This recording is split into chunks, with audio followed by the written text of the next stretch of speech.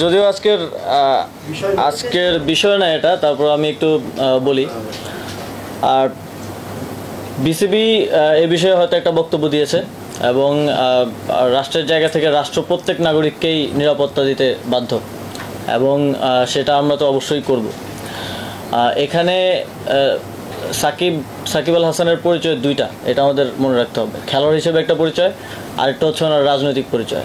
উনি আওয়ামী লীগের প্যানেল থেকে একজন এমপি ইলেকশন করেছিলেন। তো মানুষের মধ্যে তো এই দুইটা নিয়েই মিশ্র প্রতিক্রিয়া আছে। এখন খেলোয়াড় হিসেবে আমাদের একজন খেলোয়াড়কে যতটুকু নিরাপত্তা আমাদের দেওয়ার দায়িত্ব, সেটা অবশ্যই আমরা দিব। তিনি দেশে আসলে আমরা সেটা দিব, এবং তার নামে যে মামলাটা হয়েছে, হত্যা মামলা, সেটার বিষয়ে আমরা ইতিমধ্যেই বলেছি, ইতিমধ্যেই আইন মন্ত্রণালয়ও বলেছে যে সংশ্লিষ্টতা না থাকলে প্রাথমিকভাবেই নামটা বাদ দেওয়া হবে। কিন্তু ওনার রাজনৈতিক পরিচয়ের কারণে জনগণের মধ্যে যদি ক্ষোভ থাকে, তাহলে মনে করেন আমার নিরাপত্তার জন্য কয়জন, 5 জন পুলিশ কনস্টেবল থাকে আর একজন গানম্যান থাকে। আমার উপরে যদি দেশের 16 কোটি জনগণের, লেটসে 10 কোটি জনগণের যদি ক্ষোভ থাকে, তাহলে এই 5-6 জন আমাকে কী নিরাপত্তা দিবে? আমারও তো সেক্ষেত্রে নিরাপত্তার সুযোগ নেই।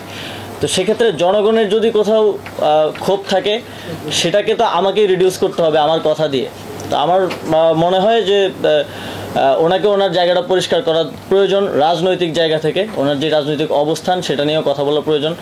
অলরেডি মাশরাফি বিন মুর্তজা বোধহয় কথা বলেছেন সেই বিষয়টি নিয়ে।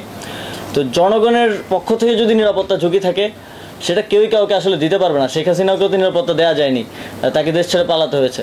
তো সেই জায়গাটা, রাজনৈতিক বিষয়টা পরিষ্কার করা প্রয়োজন বলে আমি মনে করি। কিন্তু একজন খেলোয়াড় হিসেবে আমাদের প্রত্যেক খেলোয়াড়কে নিরাপত্তা দেওয়াই আমাদের দায়িত্ব, এবং সেই দায়িত্বটা আমরা পালন করব।